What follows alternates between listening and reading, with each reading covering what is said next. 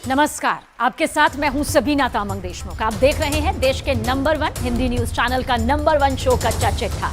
आज की सबसे बड़ी खबर, काशी के बाद अब मथुरा में सर्वे। जी हां, श्री कृष्ण जन्मभूमि मंदिर और शाही ईदगाह विवाद में बड़ा फैसला आ गया। इलाहाबाद हाईकोर्ट ने श्री कृष्ण जन्मभूमि मंदिर परिसर से सटे शाही ईदगाह में सर्वे को आखिरकार मंजूरी दे दी। पूरी प्रक्रिया के तहत ये मंजूरी यहां पर दी गई है। इस आदेश के बाद सभी की निगाहें इस बात पर लग गई है, टिकी हुई है कि क्या 350 साल पुराना विवाद अब सुलझने वाला है।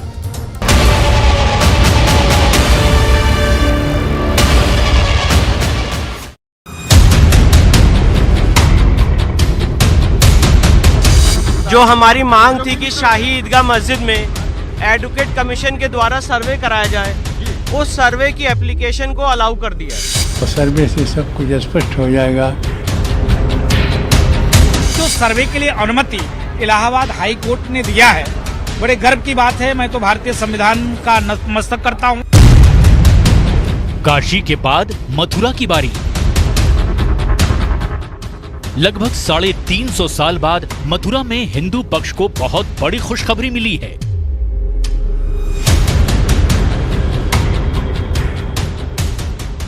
मथुरा में श्री कृष्ण जन्मभूमि मंदिर और शाही ईदगाह मामले में एक अहम मोड़ आया है। यूपी की इलाहाबाद हाई कोर्ट ने श्री कृष्ण जन्मभूमि मंदिर परिसर से ही सटे हुए शाही ईदगाह में सर्वे को मंजूरी दे दी है। सर्वे किस तरह से किया जाएगा, इस पर 18 दिसंबर को सुनवाई होगी। कृष्ण जन्मभूमि से जुड़ा विवाद लगभग 350 साल पुराना है। हिंदू पक्ष के वकील हाईकोर्ट के फैसले से गदगद हैं।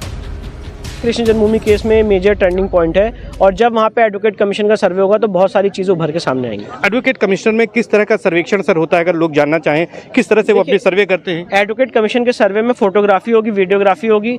वो उस पूरे परिसर में हर जगह जाने के लिए परमिटेड होते हैं, अलाउड होते हैं। स्ट्रक्चर से किसी भी तरह की छेड़छाड़ नहीं की जा सकती। सर्वे की मांग वाली ये याचिका भगवान श्री कृष्ण विराजमान और 7 अन्य लोगों के साथ अधिवक्ता हरिशंकर जैन, विष्णु शंकर जैन, प्रभाष पांडे और देवकी नंदन के जरिए दायर की गई थी। याचिका में दावा किया गया कि भगवान कृष्ण की जन्मस्थली उस मस्जिद के नीचे मौजूद है और ऐसे कई संकेत भी हैं जो ये साबित करते हैं कि वो मस्जिद एक हिंदू मंदिर है। हिंदू और मुस्लिम पक्ष की दलीलों को सुनने के बाद इलाहाबाद हाई कोर्ट ने शाही ईदगाह मस्जिद सर्वे पर अपना फैसला सुना दिया। जस्टिस मयंक कुमार जैन की सिंगल बेंच ने इस मामले में फैसला सुनाया है। इधर श्री कृष्ण जन्मभूमि मुक्ति न्यास के अध्यक्ष ने इलाहाबाद हाईकोर्ट के फैसले का स्वागत किया है। देखिए, उच्च न्यायालय इलाहाबाद के द्वारा एक अभूतपूर्व फैसला पारित किया गया है, जिसमें कोर्ट कमीशन का आदेश कोर्ट के द्वारा जारी कर दिया गया है और कोर्ट कमीशन मौके पर जाकर के जो वास्तविक स्थिति है वो सबके सामने आ जाएगी, सत्य सबके सामने आ जाएगा। और अब तक लोग जो भारतीय लोगों के द्वारा, जो अब तक हिंदुओं के द्वारा जो प्रयास किया जा रहा था कि वहाँ गर्भगृह का सर्वे होना चाहिए, अब गर्भगृह का सर्वे होगा।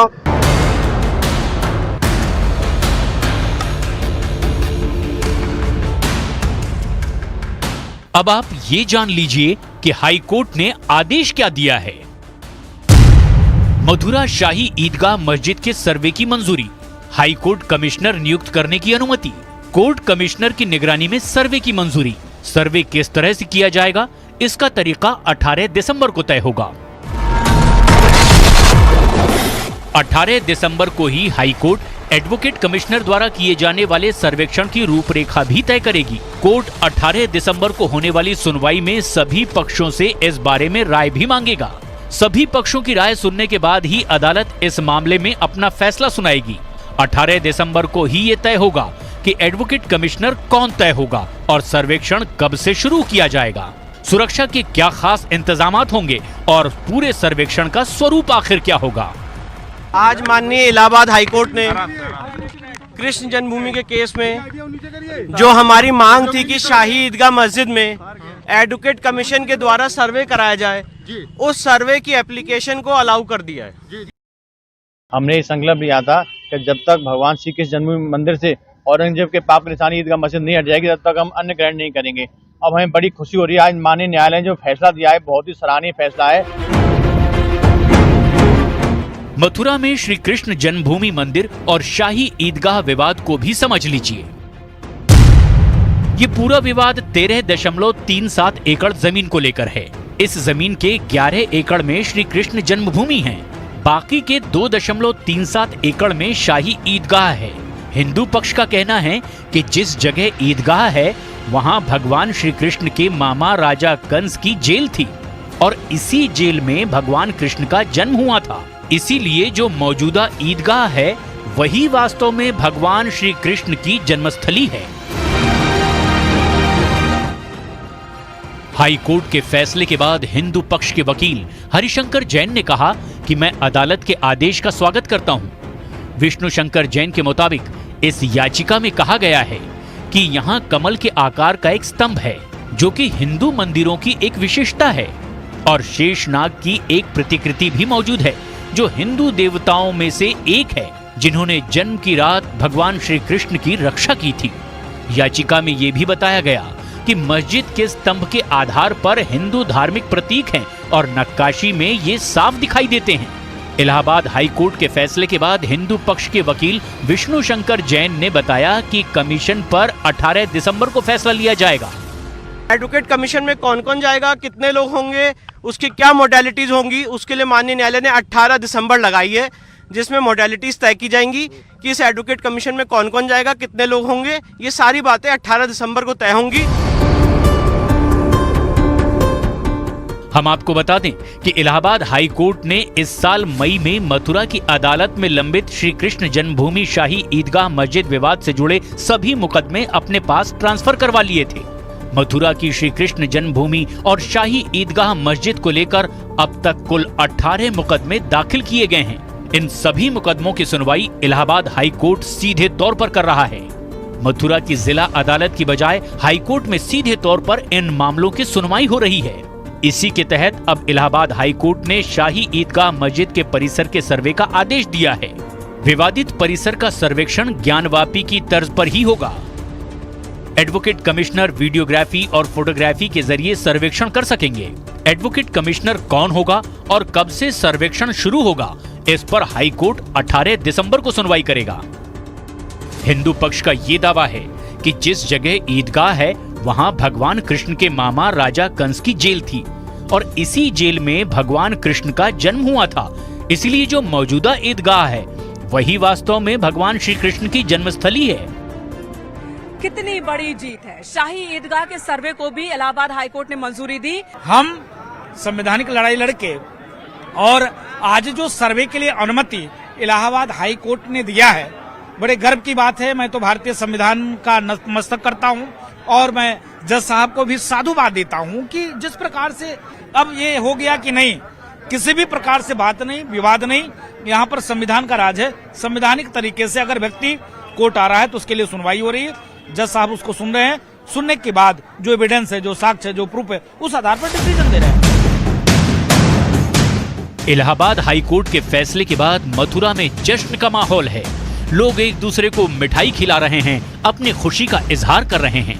बीजेपी नेता दिनेश शर्मा ने इलाहाबाद हाई कोर्ट के फैसले पर खुशी जाहिर की। अब आप ये जान लीजिए कि हिंदू पक्ष शाही ईदगाह मस्जिद परिसर में क्या क्या दावे कर रहा है।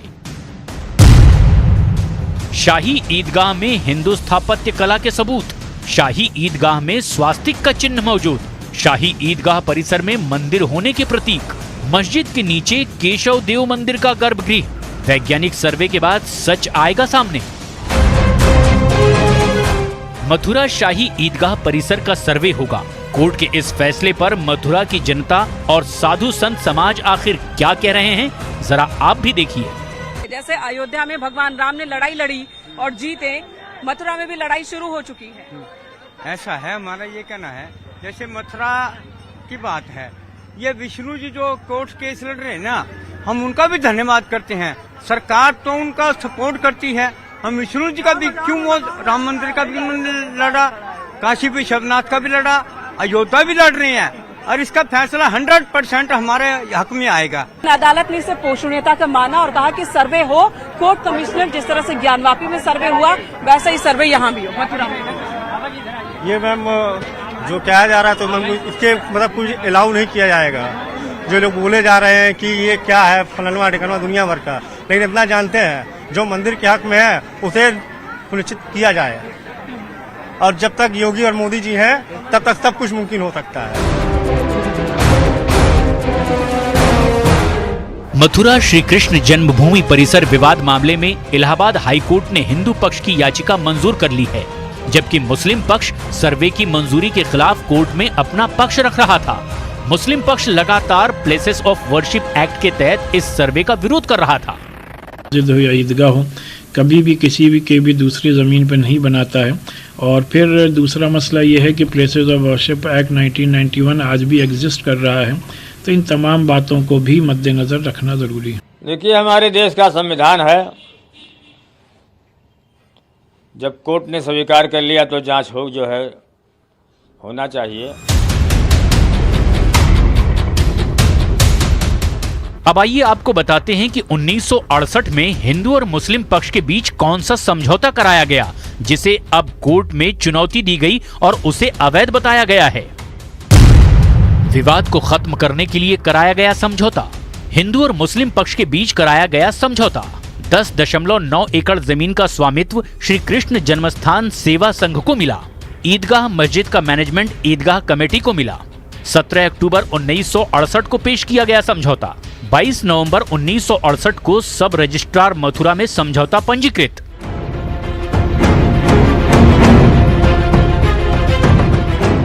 श्री कृष्ण जन्मभूमि मंदिर और शाही ईदगाह मस्जिद विवाद लगभग 350 साल पुराना बताया जाता है।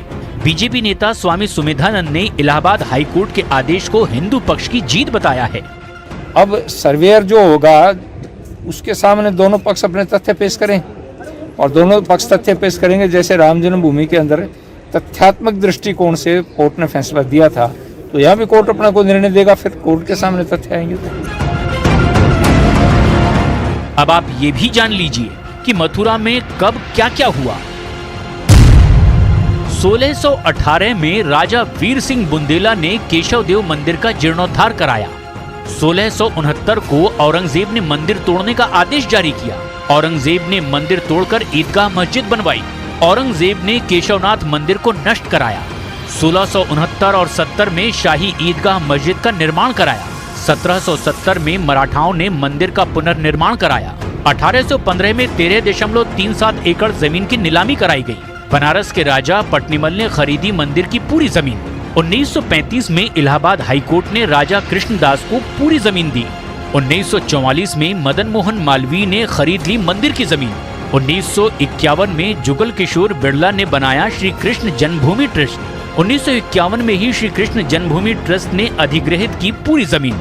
1958 में ट्रस्ट निष्क्रिय हो गया। 1958 में श्री कृष्ण जन्मस्थान सेवा संघ का गठन हुआ। 1977 में संघ का नाम बदलकर श्री कृष्ण जन्मस्थान सेवा संस्थान हुआ। शाही ईदगाह मस्जिद परिसर के सर्वे की रूपरेखा हाईकोर्ट में 18 दिसंबर को तय होगी, जिससे पता चलेगा कि ज्ञानवापी की तरह मथुरा में किस तरह से सर्वे होगा।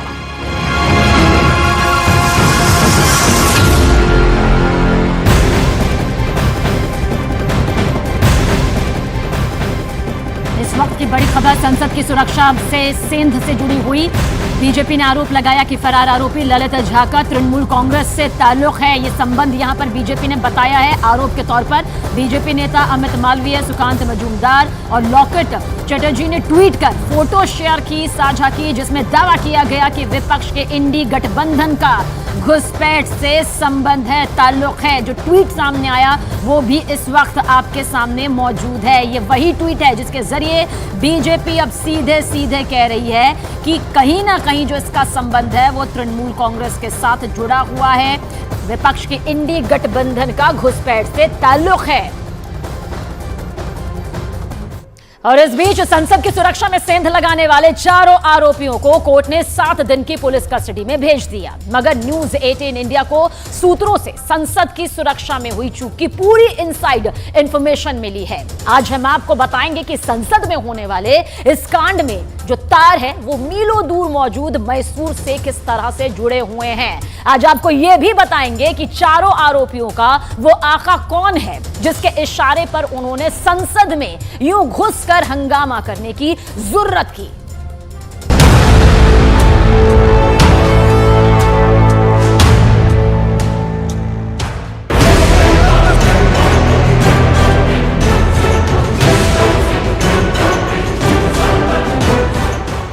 संसद हमले की 22वीं बरसी पर संसद के अंदर से आई इन तस्वीरों ने पूरे देश को हिला दिया। संसद की सुरक्षा में हुई इस चूक ने सियासी भूचाल ला दिया।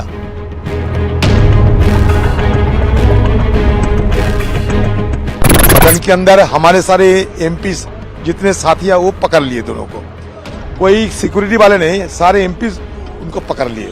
तो उसके बाद सिक्योरिटी फोर्स भी उनको बाहर निकल गए थे। ऊपर से कूदा तो बिल्कुल साफ लग गया कि इंटेंशन खराब है लोगों की। अचानक गैलरी के अंदर से 2 आदमी कूद गया है। कूदने के बाद उन्होंने अपने जूते में से कोई चीज निकाली जिससे पूरी पार्लियामेंट के अंदर गैस फैलना शुरू हो गई। सबसे बड़ा सवाल ये कि संसद की तगड़ी सुरक्षा को तोड़कर उसके अंदर दाखिल होने की साजिश कैसे रची गई। संसद में घुसकर दहशत फैलाने की इस साजिश का मास्टरमाइंड कौन था? वो कौन है जो लोकतंत्र के मंदिर को अपवित्र करना चाहता था? वो कौन है जो संसद में उत्पात मचाकर देश को खौफ से भरना चाहता था? न्यूज़ 18 के पास आपके जहन में उठ रहे एक एक सवाल का जवाब है। संसद की सुरक्षा में हुई चूक की पूरी इनसाइड स्टोरी है। सूत्रों ने न्यूज़ 18 को संसद की सुरक्षा में हुई चूक से जुड़ी जो एक्सक्लूसिव जानकारी दी है वो आपको डिटेल में बताएंगे। आपको एकदम सिलसिलेवार तरीके से बताएंगे कि संसद में घुसने वाले आरोपियों ने पूरा प्लान बनाया कैसे। मगर सबसे पहले आपको बता दें कि संसद की सुरक्षा में सेंध लगाने वाले चारों आरोपी पुलिस की गिरफ्त में हैं और उनके साथ रत्ती भर की ढील नहीं बरती जा रही। उन पर UAPA यानी आतंकवादियों जैसी गतिविधियों से निपटने वाले सख्त कानून के तहत केस दर्ज किया गया है।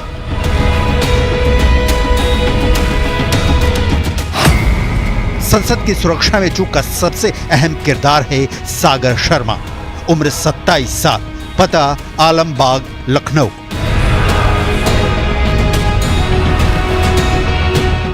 सागर शर्मा वही शख्स है जो एक दिन पहले संसद की कार्यवाही देखने के बहाने से संसद पहुंचा था। वो सदन की दर्शक दीर्घा में बैठा था, मगर अचानक वो कहां से नीचे कूद गया और सांसदों के बीच दहशत मचा दी। इस कांड का दूसरा आरोपी है मनोरंजन, उम्र 35 साल, पता मैसूरू, कर्नाटक। सागर के साथ संसद के अंदर हंगामा करने वाला दूसरा शख्स मनोरंजन ही था। संसद के अंदर सागर और मनोरंजन ने हंगामा किया था तो बाहर नीलम और अमोल शिंदे नाम के प्रदर्शनकारियों ने बखेड़ा खड़ा कर दिया था।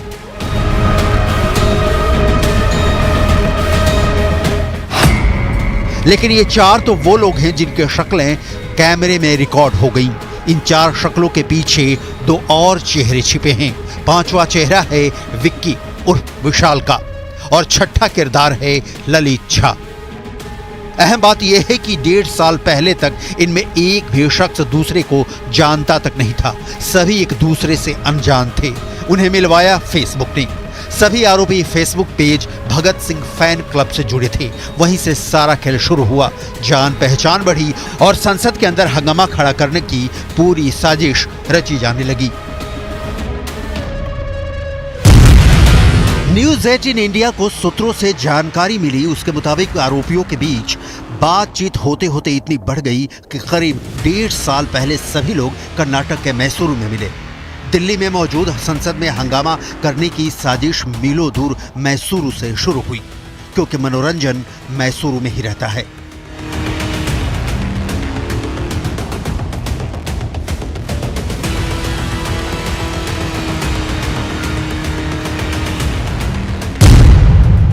फिर लगभग 9 महीने पहले सभी आरोपी एक बार फिर मिले और इस बार उन्होंने संसद को निशाना बनाने का अपना इरादा पक्का कर लिया।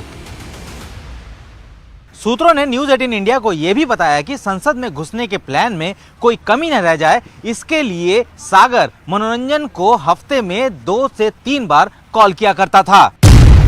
फिर मार्च में बजट सत्र के दौरान मनोरंजन ने विजिटर पास बनवाकर संसद का दौरा किया, संसद के चप्पे चप्पे की रेकी की। उसके बाद जुलाई में सागर भी लखनऊ से संसद भवन पहुंचा, मगर अंदर नहीं जा पाया और बाहर से ही परिसर की रेकी करके लखनऊ लौट गया। और फिर आई 10 दिसंबर 2023 की तारीख। सागर, मनोरंजन, नीलम, अमोल, विक्की और ललित, इन 6 में से कोई भी दिल्ली का रहने वाला नहीं है।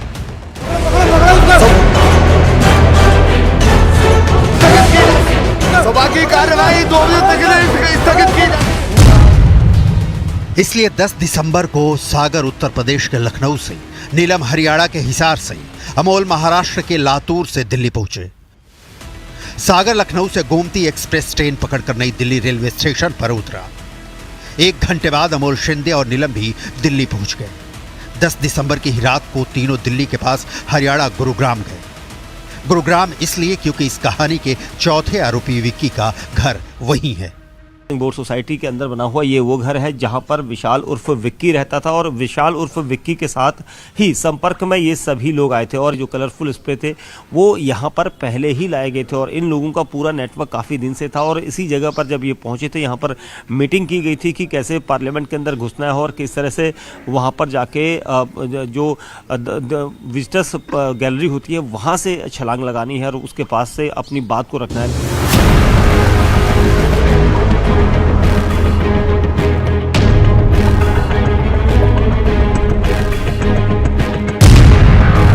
विक्की शर्मा गुरुग्राम के सेक्टर 7 में रहता है। वो मनोरंजन का दोस्त है, इसलिए सभी आरोपी उसी के घर में ठहरे थे।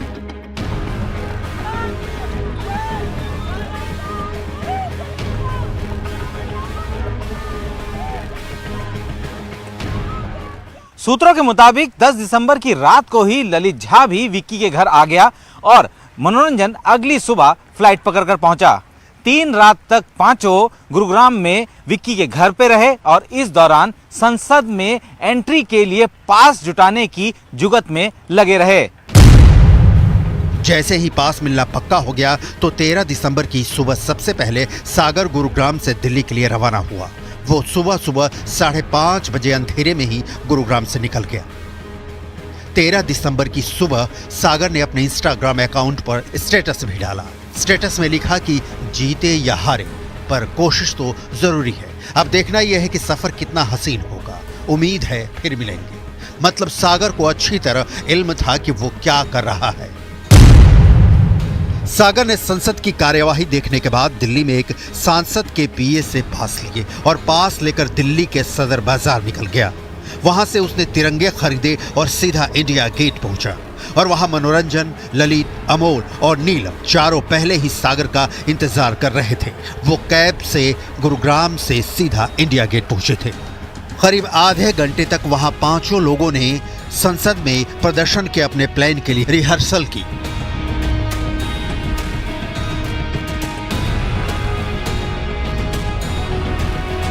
मीटिंग में तय हुआ कि सागर और मनोरंजन संसद के अंदर घुसकर प्रदर्शन करेंगे और नीलम, अनमोल और ललित संसद के बाहर रहेंगे।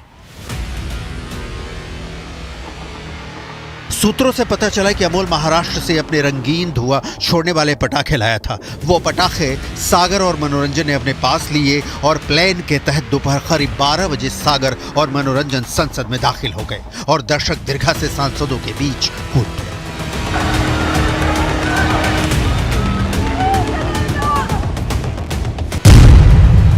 यह भी जानकारी सामने आई कि उस पटाखे को छिपाने के लिए सागर ने बाकायदा जूते खरीद कर उनमें खाली जगह बनवाई थी और फिर उसे ऊपर से ढक दिया था ताकि किसी को भी शक न हो और वो पकड़ा न जाए। अब सवाल यह है कि संसद में घुसने की इस साजिश का सूत्रधार मास्टरमाइंड कौन था। सभा की कार्यवाही 2 बजे तक स्थगित की जाती है। और सीधा रुख इस वक्त की बड़ी खबर की तरफ। ललित झा को गिरफ्तार कर लिया गया है। देश की राजधानी दिल्ली से यह गिरफ्तारी हुई है संसद में घुसपैठ का। यह वो 5वां आरोपी था जिसकी तलाश बेहद तेजी के साथ की जा रही थी। बहुत बड़ी खबर आप तक पहुंचा दे, दिल्ली से आरोपी ललित झा की गिरफ्तारी हो चुकी है। संसद में घुसपैठ का यह 5वां आरोपी था जिसकी गिरफ्तारी के लिए जगह जगह दबिश दी जा रही थी, बस कोशिश की जा रही थी और आखिरकार ये दिल्ली से गिरफ्तार कर लिया गया है। जानकारी आप तक पहुंचा दे, जिस तरह से संसद में घुसपैठ हुई, संसद में स्मोक स्प्रे छोड़ा गया, उसके बाद गिरफ्तारियां कई हुई, लेकिन ललित झा कानून के हाथों से बाहर था, लेकिन अब ये भी गिरफ्त में आ चुका है। बहुत बड़ी ये खबर है। देखिए इसके पीछे आखिर क्या कोई आतंकी कनेक्शन है, क्या कोई बहुत बड़ी साजिश है, किस तरह से ये पूरी एंट्री हुई, जांच का दायरा बहुत बढ़ चुका है, एक्शन मोड पर हर कोई है। ऐसे में ये 5वीं गिरफ्तारी। आनंद तिवारी हमारे सहयोगी। आनंद, क्या कुछ बहुत बड़ी जानकारी सामने आई है? देखिए, इस पूरे घटना का मास्टरमाइंड ललित झा था जिसे कि गिरफ्तार कर लिया गया। जो सूत्रों से जानकारी मिल रही है, ललित झा ही वो आदमी था जिसने की जो चारों आरोपी है, जिसमें एक लड़की शामिल है, इन लोगों को ऑर्गेनाइज कराया, इन लोगों के साथ मीटिंग करी इंडिया गेट पर, इन लोगों के साथ बाकायदा 2 बार रेकी की गई पार्लियामेंट की, और इन लोगों को जिस दिन घटना थी उस दिन बाकायदा ललित झा पार्लियामेंट के बाहर मौजूद था, और जैसे ही उसने चारों लोगों के फोन जो है अपने पास ले रखे थे, और उसके बाद जब ये घटना हो गई उसके बाद वो चारों लोगों के फोन लेके फरार हो गया। नीम राना, इसके अलावा राजस्थान हरियाणा में उसकी लोकेशन आ रही थी, और उसके बाद लगातार न केवल हरियाणा पुलिस, दिल्ली पुलिस और राजस्थान पुलिस लगातार इसकी तलाश में थी। इसकी गिरफ्तारी से अब इस पूरी कॉन्स्पिरेसी का एक जो मुख्य आधार है वो अब सामने खड़ा होगा कि किस तरह से ललित झा ने ये पूरी घटना को अंजाम दिया, किस तरह से चारों लोगों को जोड़ा, और इसके पीछे पूरा मामला क्या था, आखिर किस कॉन्स्पिरेसी के जरिए ये पूरी घटना को अंजाम दिया गया। क्या इसके पीछे कोई ऐसे लोग हैं जो कॉन्स्पिरेटर हैं, या केवल ये एक महज संसद का ध्यान आकर्षित करने के लिए इन लोगों ने इस घटना को अंजाम दिया था। इन तमाम चीजों पर जांच जारी है। ललित झा की तस्वीर इस वक्त आपके सामने मौजूद है। मास्टरमाइंड इस पूरी घटना का ये कहा जा रहा था। दबिश यहां पर लगातार इसकी गिरफ्तारी को लेकर दी जा रही थी। कानून के हत्थे से यह बाहर था, लेकिन अब यह कानून के शिकंजे में है। गिरफ्तारी 5वें आरोपी ललित झा की हो चुकी है। संसद घुसपैठ का यह मास्टरमाइंड बताया जा रहा है। देखिए 4 गिरफ्तारियां जब हुई थी, बताया गया कि जो उनके पास फोन मौजूद थे ये लेकर फरार हो गया था। यानी महीनों से ये बड़ी साजिश जारी थी, लेकिन आखिर इस साजिश के पीछे पूरा मकसद क्या था, अभी इस संपूर्ण कथा का सामने आना यकीनन बाकी है। और हमारे सहयोगी आनंद तिवारी भी पूरी डिटेल दे रहे हैं कि किस तरह से ललित झा की तलाश जारी थी, गिरफ्तारी इसकी हो चुकी है, पूरी घटना का ये मास्टरमाइंड किस तरह से यहां पर बन रहा था। बहुत बड़े खुलासे आने वाले दिन में यकीनन यहां पर हो सकते हैं, क्योंकि एक बड़ी गिरफ्तारी है। आनंद हमारे साथ बने हुए हैं। आनंद, कितने बड़े खुलासे माने जाएं कि आने वाले दिनों में हो सकते हैं?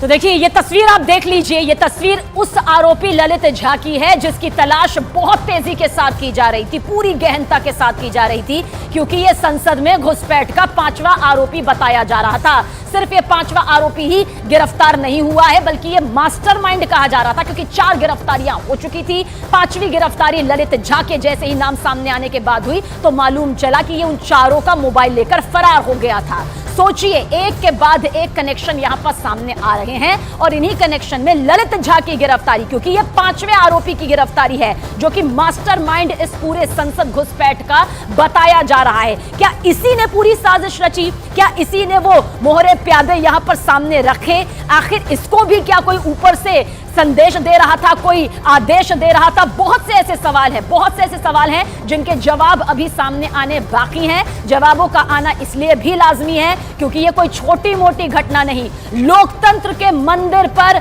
घटना, इस तरह की घटना दर्शक दीर्घा यानी विजिटर गैलरी से 2 आरोपियों का कूदना, एक बेंच से दूसरे बेंच पे जाने के बाद जूते से स्मोक स्प्रे निकालना और माहौल बिगाड़ना, अफरा तफरी वहां पर फैलाना, वाकई अपने आप में बेहद गंभीर संगीन। कई एक्शन लिए जा चुके हैं, कई एक्शन लेने की तैयारी में सरकार भी है, लेकिन जो कानूनी तौर पर अभी काम चल रहा है वो यही है कि संवैधानिक प्रक्रिया के तहत, कानूनी प्रक्रिया के जो तहत है, दोनों एक्शन यहां पर लिए जा रहे हैं। लेकिन ललित झा की तलाश बहुत तेजी के साथ थी। एक बार फिर से हमारे सहयोगी आनंद तिवारी हमारे साथ में मौजूद है। आनंद, क्या कुछ कहा जा सकता है? 5वीं गिरफ्तारी, मास्टरमाइंड की गिरफ्तारी, पूरी डिटेल।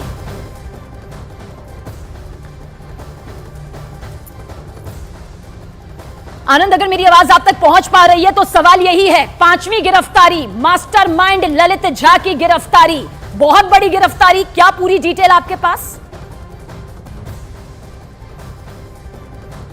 तो देखिए, कई राज्यों में ललित झा की गिरफ्तारी के लिए दबिश दी जा रही थी। कोई भी वो मौका नहीं गंवाया जा रहा था जहां पर ललित झा के होने का अंदेशा हो सकता था। इस बाबत लगातार बहुत गहनता के साथ, गंभीरता के साथ, गहराई के साथ पूछताछ की जा रही थी। टीमें पूरी तरह से चारों तरफ फैली हुई थी ताकि जल्द से जल्द आरोपी ललित झा की जो गिरफ्तारी है वो हर कीमत पर हो सके। और आखिरकार कानून के शिकंजे में आरोपी फंस चुका है, ललित झा आ चुका है।